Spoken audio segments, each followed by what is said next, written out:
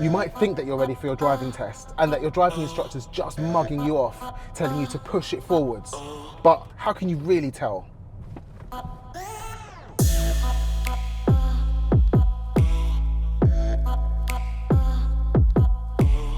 I've got the 5 signs that you're not ready for your driving test. Stay tuned.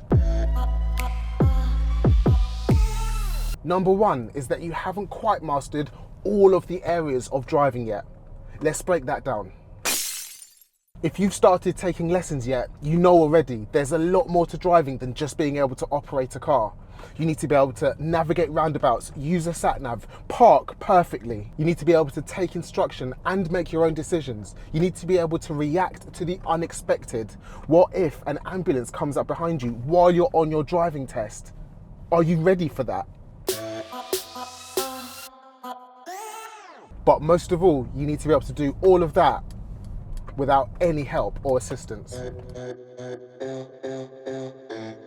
With school exams, if you don't know some of the material, then you can probably get away with it.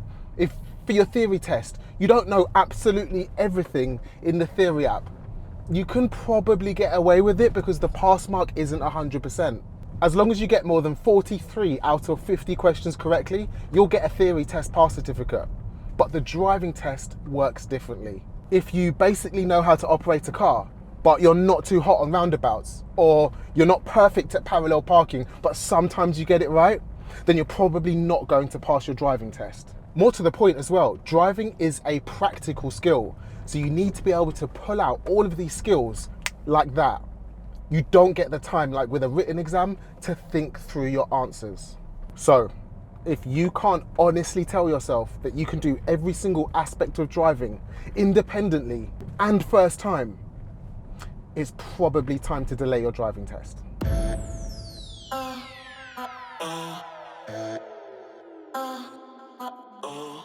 The second sign that you're not ready for your driving test is if you're extremely nervous. Now, it's okay to be nervous about your driving test. That's normal. If you weren't nervous, you wouldn't be taking it seriously. But if you've got extreme nerves and the thought of doing a driving test is super scary, you need to deal with that before you go and take your test. I'll say again, a small amount of nerves is okay and it's expected. A small amount of nerves makes you sharper, more reactive, it makes you concentrate more, and it increases your adrenaline levels, which makes you perform better. What I'm talking about though is the overwhelming, crippling, mind-breaking nerves that I've seen on a driving test way too many times. And no matter how well you drive on lessons, if you suffer from that kind of nerves, even coming up to your driving test, imagine on your driving test how you're going to feel. Because it's a practical skill, you need to have a high level of concentration. When you're super nervous, your concentration goes out of the window. When you're super nervous, if your level of driving ability is here, when you take your test, it's going to be here, which means that you won't perform at your best and you're quite likely to fail. Luckily, there are a few things that you can do to help with nerves. Understanding exactly what's going to happen to you and exactly the procedure is always helpful. So taking mock tests isn't just about assessing your level and ability, it's about preparing you for exactly what's going to happen on the day. If you've done a mock test 10 times before your driving test, you'll come to the real thing and your body will feel like it's done that before. It will be way less nerve-wracking. And top tip, do mock tests with someone other than your instructor, because you've got that bond with them, you know what they're about, and you know that they like you. You also know they'll probably help you and get you out of trouble if the worst comes to the worst. With someone else though, you'll feel like you're on a real driving test.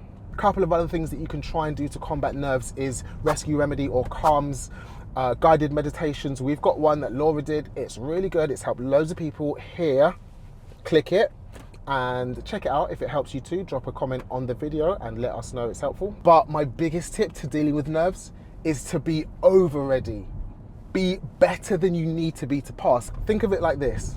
If the police were to stop you in the street and give you a walking test, excuse me sir, I'm gonna test your walking. Walk 20 paces that way, go. How confident would you be? You'd be pretty confident because you've got walking down packed. Imagine if your dentist gave you a toothbrushing test. You'd be pretty confident. You need to be that confident in your driving ability so that when the examiner says, show me a parallel park, you're like, yes, mate, watch this.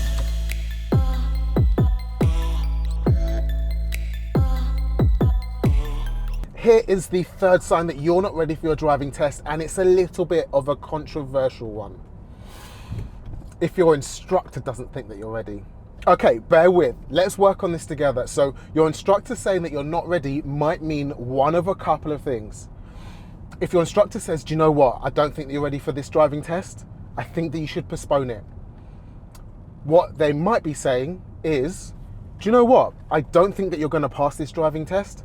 Instead of wasting your money and getting that huge knockback from the examiner when they tell you that you failed at the end, put it forward a couple of weeks, a couple of months, take some more practice and go again. What you're going to be thinking that they're saying is, I don't want to lose your income stream, delay your test for a couple of months and give me some more time with you in the car. Okay, driving instructors are super busy. It wouldn't make any sense for a driving instructor unless they're rubbish and have no pupils in their diary other than you. It would make no sense for them to delay your driving test. Facts. But if you're still not sure, do this one thing. Find another driving instructor just for one lesson and ask them for a mock test. You don't have to tell them your situation. You don't have to tell them your story. You can just say, I've got a test in an area that I'm not familiar with. Can you just give me one mock test? And I want you to mark me harshly and honestly. And then at the end, it will tell me whether I'm ready to take my test in the area that I've now chosen. Basically, get a second opinion.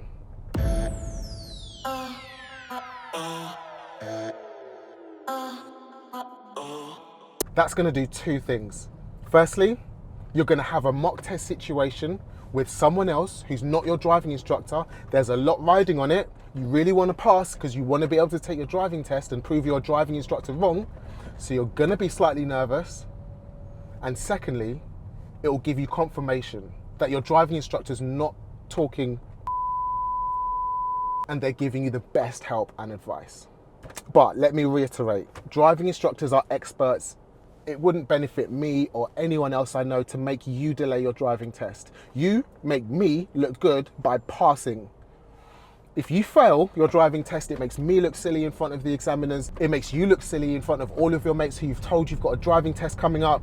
So no one really wants to fail on their hands. And if a driving instructor thinks that you're not ready for your test, it's probably the case. Sir, yes, sir! Here's the fourth thing that you should look out for that's going to tell you that you're not ready to take a driving test. You haven't taken the right amount of lessons. Now, we can put some caveats in with that. Some people get behind the wheel and they're just natural, gifted Lewis Hamiltons. My record for anyone that I've ever taught is 20 hours. He got behind the wheel and just knew how to do everything. Of course, I had to explain how to use a roundabout, but I had to explain it once. And he just did it. It was amazing. Shout out Jason. But that's the exception. It would be nice if you were able to pass your test in 20 lessons. And personally, I think if you're willing to put the effort and the work in, you absolutely can. But it's going to be a lot of work. It will save you money though. The DVSA say you should take 40 hours with an instructor and 20 hours of private practice before you're ready to take your driving test. I've said on a video before, I think the DVSA is wrong on a lot of things. They don't pay my wages. It's fine. I can say that. Shots fired. And these tips will work for everybody. Some people, it just takes you a lot longer to learn to drive. It's not a skill that you take to naturally. Some people take less time to learn to drive. But that's just the average recommended number of lessons from the DVSA. Here's how to speed it up. Imagine if you were studying bricklaying, plumbing, electricals, think of another college course, and you did 1 hour or 2 hours a week at college. How long would it take you to learn the material and be competent? a long time. Driving is a course. Think of it like a course. If you only do 2 hours with your instructor a week, you need to be putting in homework. Whether your instructor's giving you homework or not, you need to be putting in the effort at home if you want to see the results, get through it quicker and spend less money on lessons. Shameless plug time, watch my YouTube videos.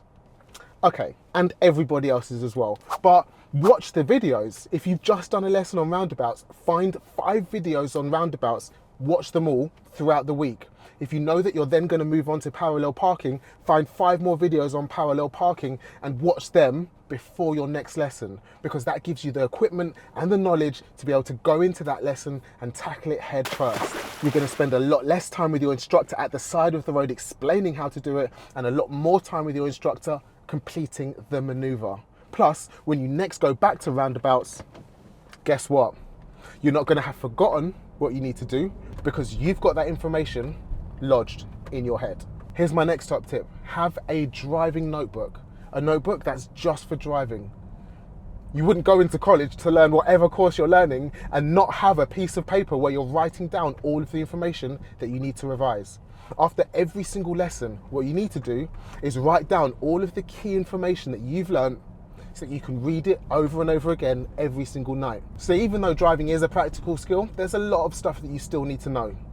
And you can lodge that into your head and spend less time on lessons doing theory and more time on lessons doing driving.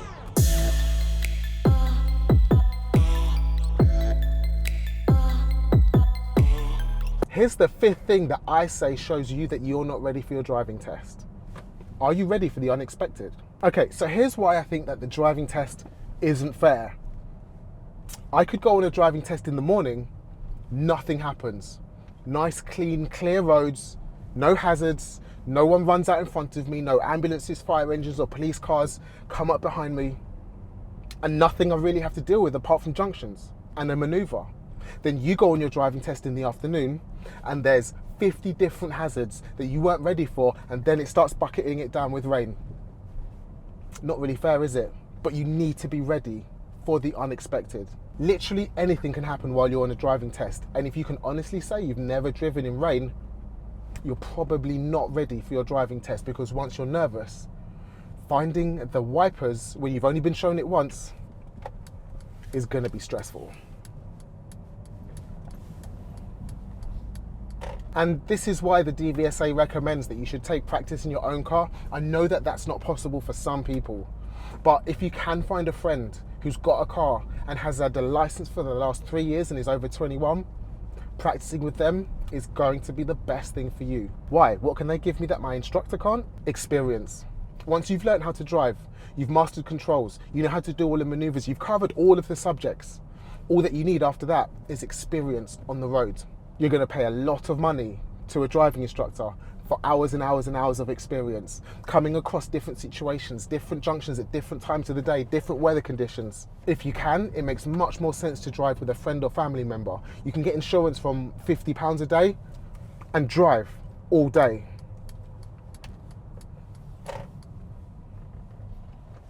Okay, so a lot of people ask us all the time, I think I'm ready for my driving test, but my driving instructor wants me to push it forwards. Maybe they're having you on. Maybe they want you to take more lessons than you need to, but probably it's just a case of they're looking out for you and they don't want you to get hit with a fail. Let's flip that around though a second. If you can honestly say those 5 things you've got covered and nailed down, yeah, you're ready for a driving test. If you've got anything else to watch out for or any more tips, drop it in the comment section. Don't forget to put a like on the video if you found this useful so YouTube knows it's good and recommends it to other people so it can help them too. Subscribe to the channel, hit the notification bell, and I'll see you in the next video. Peace.